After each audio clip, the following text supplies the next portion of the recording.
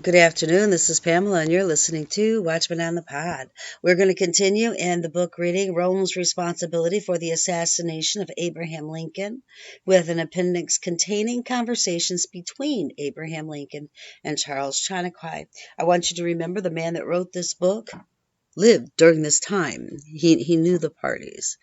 This is history. This is history. Okay, I'm just going to go up a little bit to start where I finished off, and then we'll continue on. As Father Chanukwy has kindly given me liberty to use his book freely for the purposes of this book, I have given above the result of one of these visits, and shall make still further use of his book in closing up this inquiry. In doing so, however, I feel that I ought to commend Father Chanukwy's book to all who desire to inform themselves fully of the character, claims, and wicked purpose of the Roman Catholic hierarchy. Father Chanukwy had a long, varied, and cruel experience in the Roman Catholic Church, spending 25 years of his life in its priesthood. By the grace of God, he was led to see and abjure the errors of the church in which he had been reared, and so becoming a Christian, he has spent nearly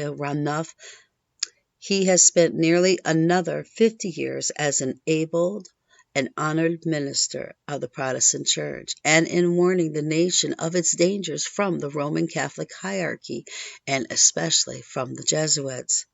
Would that every American citizen could read this book. It would prove to him an eye-opener. We now trace the history of this assassination as revealed by the testimony given before the military commission and before a civil court 2 years later. And we find ourselves coming in contact with the Roman Catholic Church at every point and always as a deeply interested party, thus showing its relation to the crime. Its sympathy was always with the assassins wherever we came in contact with it. Its animus toward the government was always seen to be that of the bitterest hatred and scorn. Its manner that of a lion robbed of its prey. Its every effort was to shield and give aid to those on trial, and when it failed in this, to cast obloquy on the government and to bring it into contempt. Thus the history of this great crime reveals to us Rome's responsibility for the assassination of Abraham Lincoln. Not as an individual man, however, much of the personal hatred on the part of the Jesuits might have led them to plan for his death, but as the head of the nation they desired to destroy. But we shall now proceed to give the most positive and unequivocal proof of the complicity of the Romish hierarchy and its responsibility for this crime. Father Chanukwy was so well satisfied that the priests of Rome were at the bottom of this plot that he spent a great deal of time in investigating the matter, to see if he could not find convincing proof of the fact. The result of his investigation will be best given in his own words. Quote, "Murder will out is a truth repeated by all nations from the beginning of the world. It is the knowledge of that truth which has sustained me in my long and difficult researches of the authors of the assassination of Lincoln, and which enables me today to present to the world a fact which seems almost miraculous to show the complicity of the priests of Rome in the murder of the martyred president. Some time ago I providentially met the Reverend F. A. Conwell of Chicago. Having known that I was in search of facts about the assassination of Abraham Lincoln, he told me he knew one of those facts which might perhaps throw light on the subject of my researches.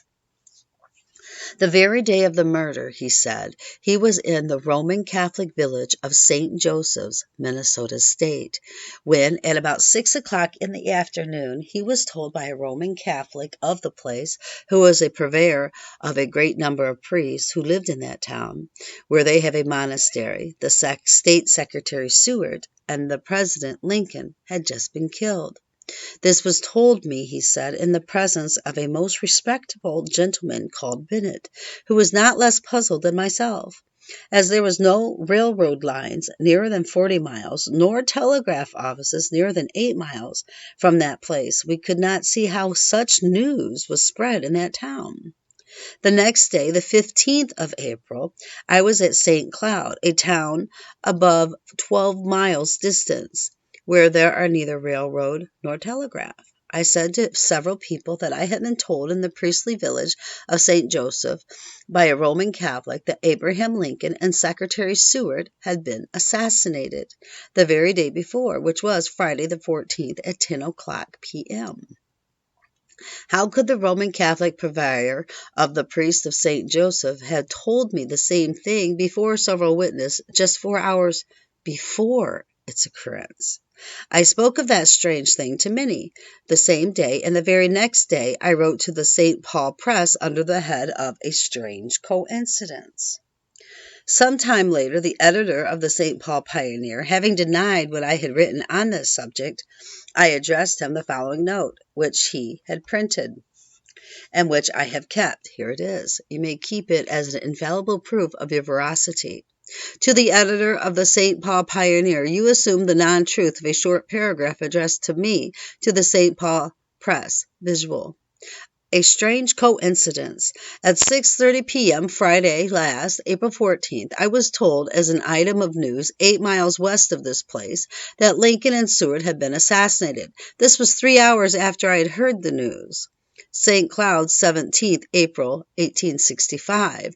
The integrity of history requires that the above coincidence be established, and if anyone calls it in question, then proves more ample than reared their sanguinary shadows to comfort a traitor can now be given.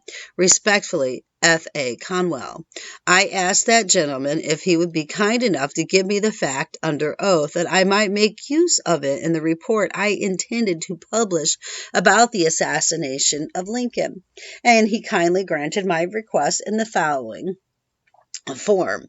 State of Illinois, Cook County. Quote, Reverend F.A. Conwell, being sworn, disposes and says that he is 71 years old, that he is a resident of North Evanston in Cook County, state of Illinois, that he has been in the ministry for 56 years and is now on the chaplains of the Seamen's Bethel home in Chicago, that he was chaplain of the 1st Minnesota Regiment in the War of the Rebellion, that on the 14th day of April, A.D. 1865, he was in St. Joseph, Minnesota, and reached there as early as 6 o'clock in the evening in company with Mr. Bennett, who, then and now, is a resident of St. Cloud, Minnesota. That on that date there was no telegraph nearer than Minneapolis, about 80 miles from St. Joseph, and there was no railroad communication nearer than Anaco, Minnesota, about 40 miles distance. That when he reached St. Joseph on the 14th day of April, 1865, one Mr. Lyman, who then kept the Hotel of St. Joseph, told affiant that President Lincoln and Secretary Seward were assassinated, that it was not later than 6:30 o'clock on Friday, April 14th, 1865, when Mr. Lyman told me this. Shortly thereafter, Mr. Bennett came into the hotel, and I told him that Mr. Lyman said the President and Secretary Seward were assassinated, and then the same Mr. Lyman reported the same conversation to Mr. Bennett in my presence, that during that time Mr. Lyman told me that he had charge of the friary or college for young men under the priest who were studying for the priesthood at St. Joseph, that there was a number of this kind at St. Joseph at the time. Affiant says that on Saturday morning, April 15th, 1865, he went to St. Cloud, a distance of about 10 miles, and reached there about 8 o'clock in the morning, that there was no railroad or telegraph communication to St. Cloud. When he arrived there, he told Mr. Hayworth, the hotel keeper, that he had been told that President Lincoln and Secretary Stewart had been assassinated, and asked if it was true. He further told Henry Clay Waite, Charles Gilman, who afterwards was Lieutenant Governor of Minnesota, and Reverend Mr. Tice the same thing, and asked them if they had any such news. They replied that they had not heard anything of the kind. Affiant says that on Sunday morning, April 16, 1865, he preached in St. Cloud, and on the way to the church, a copy of a telegraph was handed to him, stating that the president and secretary were assassinated on Friday evening at about 9 o'clock. This telegram had been brought to St. Cloud by Mr. Gorton, who had reached St. Cloud by stage, and this was the first intelligence that had reached St. Cloud of the event. Affiant says further that on Monday morning, April 17, 1865, he furnished the press a paper of St. Paul, a statement that 3 hours before the event took place, he had been informed at St. Joseph, Minnesota, that the president had been assassinated, and this was published in the press. Signed, Francis Osborne Conwell. Subscribed and sworn to by Francis A. Conwell, before me, a notary public of Kankakee County, Illinois, at Chicago, Cook County, Illinois, the 6th day of September, 1883. Stephen R. Moore, Notary Republic. Father Chanakwai adds, though this document was very important and precious to me, I felt that it would be much more valuable if I could be corroborated by the testimony of Mr. Bennett and Mr. Lyman themselves, and I immediately sent a magistrate to find out if they were still living, and if they remembered the facts of the sworn declaration of Reverend Mr. Conwell. By the good providence of God, both of these gentlemen were found living, and both gave the following testimonies. State of Minnesota, Stearns County, City of St. Cloud. Horace B. Bennett, being sworn, disposes and says that he is aged 64 years, that he is a resident of St. Cloud, Minnesota, and has resided in this county since 1856. That he is acquainted with Reverend F.A. Conwell, who was chaplain of the 1st Minnesota Regiment in the War of Rebellion, that on the 14th day of April, 1865, he was in St. Joseph's, Minnesota, in company with Mr. Francis A. Conwell, that they reached St. Joseph's about sundown of said April 14th, that there was no railroad or telegraph communication with St. Joseph at that time, nor nearer than Anacoa, above 40 miles distance. The affiant, on reaching the hotel kept by Mr. Lyman, went to the barn, while Reverend F.A. Conwell entered the hotel, and shortly after, affiant had returned to the hotel.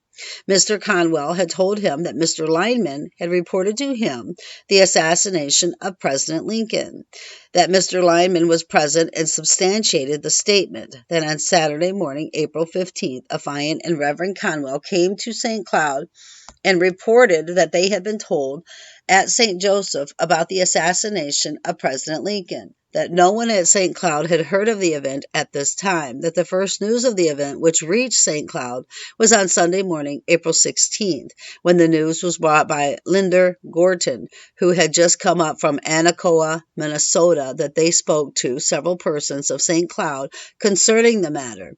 When they reached there on Sunday morning, but affiant does not now remember who those different persons were, and further affiant says not. Horace P. Bennett, sworn before me and subscribed in my presence this 18th day of October, A.D. 1883, Andrew C. Robinson, Notary Public. In regard to Mr. Lyman, Father Chanakwai says, Mr. Lyman, having refused to swear on his written declaration, which I have in my possession, I take only from it what refers to the principal fact, that 3 or 4 hours before Lincoln was assassinated at Washington, the 14th of April, 1865, the fact was told as already accomplished in the priestly village of St. Joseph, Minnesota. He, Lyman, remembers the time that Messrs. Conwell and Bennett came to his place, St. Joseph, Minnesota, on Friday evening, before the president was killed, and he asked them if they had heard he was dead, and they replied they had not. He heard this rumor in his store from people who came in and out, but he cannot remember from whom. October 20th, 1883, J. H. Lyman. We now before us positive evidence that these Jesuit fathers, priests of Rome, engaged in preparing young men for the priesthood away out in the village of St. Joseph in far off Minnesota, were in correspondence with their brethren in Washington City, and had been informed that the plan to assassinate the president had been matured, the agents for its accomplishment had been found, the time for its execution had been set, and so sure were they of its accomplishment that they could announce it as already done 3 or 4 hours before it had been consummated. The anticipation of its accomplishment so elated them they could not refrain from passing it around in this Romanish crowd as a piece of glorious news. It is plain from this testimony that Good Friday had been set at the time for its accomplishment, and that ways and means had been planned that there was to be no such word as fail.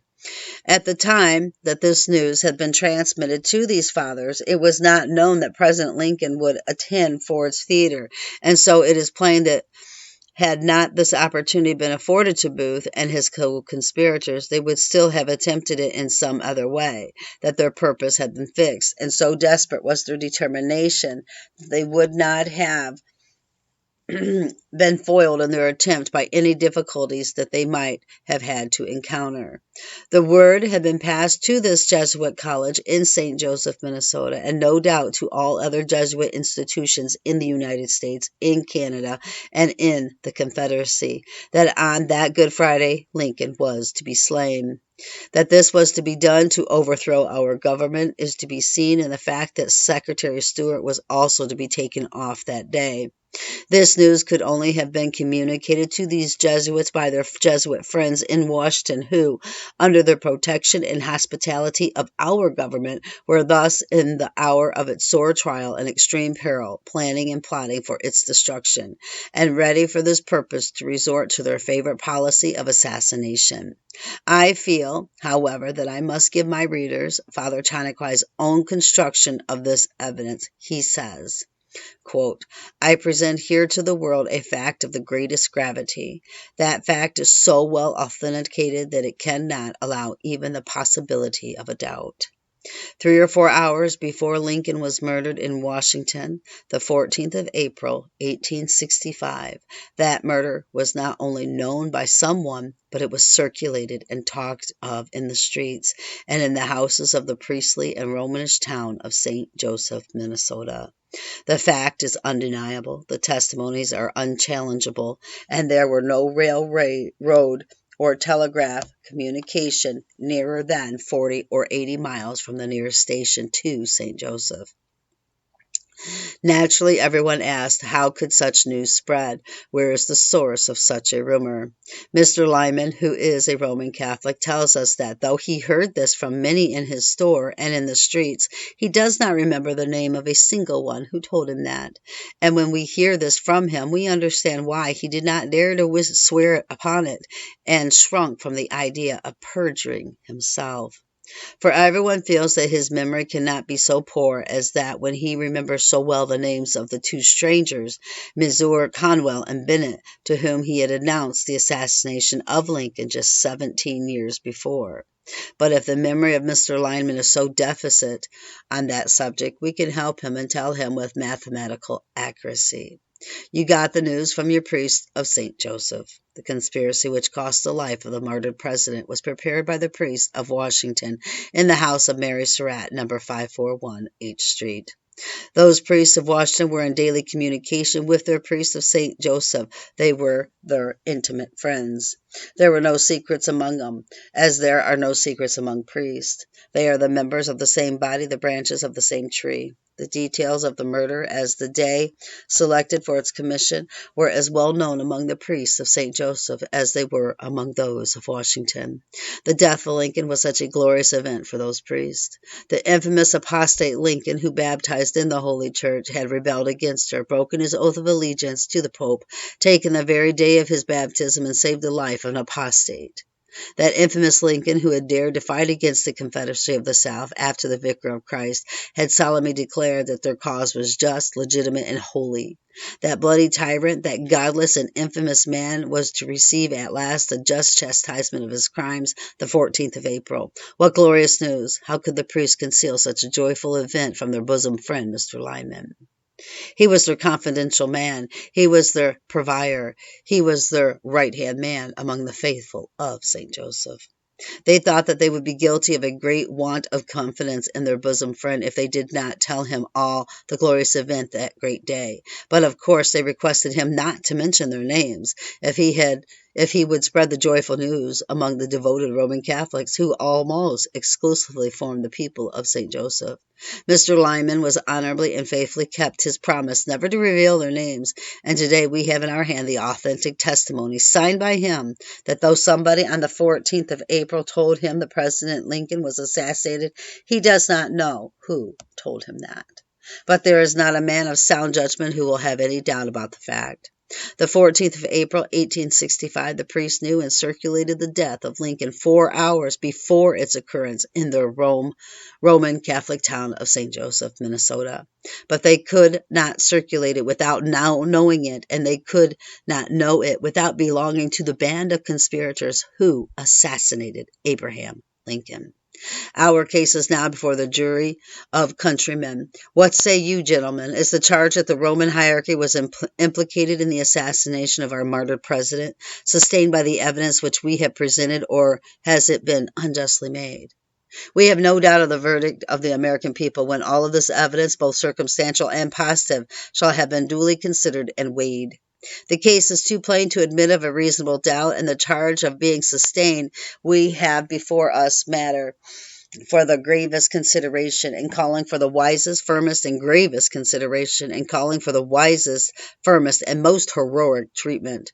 That same foe to our liberties secured to us in our Constitution and governmental institutions, that so insidiously and malignantly sought to take advantage of our Civil War, which it had a great hand in fomenting to overthrow and destroy our government, is still in our midst, and under the guise of friendship for and love to our governmental institution, is gaining position after position to be used finally for their destruction. There is an impending crisis, an irrepressible conflict before us. The history of the assassination of our martyred president, which we have now before us, reveals the desperate character of the foe that we are called to face. It is unwise to shut our eyes to the situation that confronts us. It may be a pleasant task to contemplate the greatest of possible dangers, but it will be wiser to do so than to shut your eyes and cry peace, peace, when there is no peace. Rome will never let go her hand nor relax her efforts to establish her despotism until she shall have been completely despoiled of her power. Then let the trumpet be sounded throughout the length and breadth of the land to marshal the hosts of freedom for the conflict. Let us agitate, agitate, agitate, and then let us organize for the conflict. Let this be a war of discussion and agitation for the peaceful settlement of the great issues involved, that it may not have to be settled on the field of carnage and blood. If it fails of the former such to be desired settlement, then there is but the other dread alternative left. It can never be a drawn battle. It will be a fight to the finish. Rome seems now to have the advantage in the contest, but it is only because the hosts of freedoms are not fully awake to the issue involved. A wily Jesuit archbishop has had the ear of the president recently elect, and has endeavored to control his cabinet and other appointments in the interest of his church, and the patriotic people who voted for McKinley have expressed great disappointment at the freedom of access which the wily Jesuit has to the executive head of our nation. They have felt mortified and grieved to see him take up his quarters in Washington, and for months giving his attention to the political rather than to the spiritual interest of his church. They have felt that it was ominous of no good to see this Archbishop and Cardinal Gibbon cultivating such friendly relations with the President, evidently for the purpose of securing certain very desirable appointments, that they have felt too disposed to censure the President for allowing this to be. But they have no reason to find fault with the president. The archbishop got the party down at St. Louis when he caused the committee to platform to reject the resolutions offered to it by the representatives of the American Protective Association. The party having made this surrender to him, he felt himself to be master of the situation and expected, of course, to have the president in his power, just as it has turned out that he has.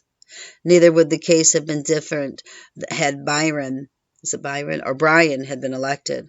The party that nominated him would not have entertained these resolutions had they been offered in the Chicago Convention, and the candidate could not have taken higher ground than his party. I would only have been another archbishop that would have taken him in charge, and the result would have been the same. We have, however, grounds for encouragement in the fact, now well known, that states which the wily Jesuits had thought he had well fixed have been smashed by the violent protests that came to the president from all parts of the country. The patriotic orders were weak in the convention, but strong in protests. Hold on 1 minute. I just want to see how long. I don't want to keep you guys too long because then you'll get bored, you know. Oh, we're good. Okay. It becomes us now to consider the cause of their weakness in the convention. Their weakness did not lie in lack of numbers, but in the want of an organization. The vote of the various patriotic orders in the United States outnumbers the Roman Catholic vote by at least 3-1, and yet it was the Roman Catholic vote that could command the consideration of the political leaders of the land. It is easy to see why this was the case. The thorough organization of the forces of the hierarchy is well understood. It is known that this vote can be wielded virtually as a unit by the priesthood, and that it can be secured by whichever party makes the highest bid for it. It is thought to be a balance of power. Vote in a presidential election, and the priests desire to have it so considered, in order to secure the highest price for it, not in cash, but in place and power.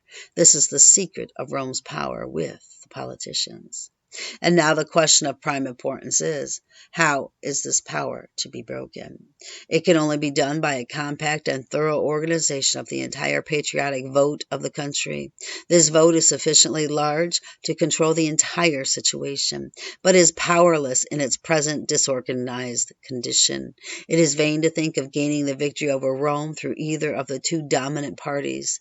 They have gotten so demoralized through long subservience to Rome, and know so well the power of its organization, and have so little dread of the patriotic organizations in their present scattered and disjointed condition, that nothing short of a crushing defeat will ever cause them to follow the dictates of patriotism. It will take a new party. The flame of patriotism must be aroused to the height of a sublime endeavor. Men must be taught to follow the flag rather than party. We must have a party that will boldly take its stand on a platform of American fundamental principles. It must declare for the immediate incorporation of the, 1051, I think that is 16th Amendment into our national and state constitution. Editor's note: this is not a reference to the presently existing 16th Amendment to the U.S. Constitution, which give Congress the power to lay and collect taxes on incomes, as the presently existing 16th Amendment was not drafted or proposed until 1909. This book was published in 1897. General Harris is instead referring to the constitutional amendment proposed in a joint resolution sponsored by the U.S. Senator Henry W. Blair in 1888, which guaranteed public education based upon Christian principles, but prohibited giving any public funds to any particular religious sect or denomination. The Senate passed the resolution proposing the amendment. It was then referred to a committee in the House of Representatives, where through the lobbying efforts of the Jesuits, it was allowed to die without being brought for a vote. Wow. This will settle for good the question of the appropriation of public funds to any sectarian purposes whatever, and secure the complete separation of the church and state. It must also declare for such amendments to our immigration laws as will exclude all undesirable classes from coming to our shores, such as criminals, paupers, illiterates, vicious, and all who are in any way disqualified for making good and desirable American citizens. Then, to those admitted, the limit of their probation must be extended to such a length of time as is necessary to enable them to become acquainted with the nature and to catch the spirit of our institutions. This right to vote must be based upon a qualification of intelligence. The rightful jurisdiction of the civil power must be exercised over all private institutions in which people are held under surveillance and control for the preservation of the rights and liberties of their inmates. No property held by any religious society other than actual houses of worship should be exempt from taxation.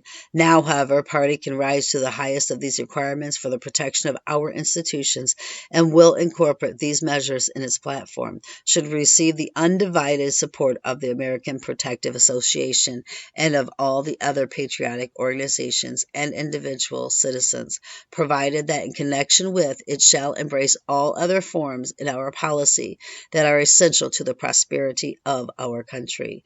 A party that is sound in its Americanism and patriotic in its purposes may safely trust to find ultimately the right side of all other questions. And I'm going to end that there, brothers and sisters. Wow. So much, so much. Again, I'm going to tell you, you need to purchase used books, old used books. Read them. They're not changed. They're not.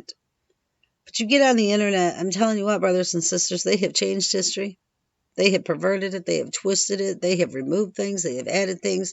You don't even know what is true anymore. And you better have the discernment of the Holy Spirit in order to figure it out. I'm telling you, because He will show you. But if you're not one with Christ, if you're living halfway in the world and halfway in the body of Christ, you're lukewarm. You make Him sick. He'll vomit you out of your mouth. He's not going to show you anything. Why would He? You're not interested in the truth. You're interested in feeling good and thinking you're going to heaven all at the same time. It's foolishness. Forgive me, I don't know where that came from. But it's true. It's absolutely true. So anyway, brothers and sisters, keep your eyes on Jesus. Your nose in the book, which is the Word of God. And embed the Word of God upon the tablets of your hearts, so you will not sin against God or be deceived. Till next time, brothers and sisters, I love you so very dearly. I hope you enjoy this reading. Bye-bye.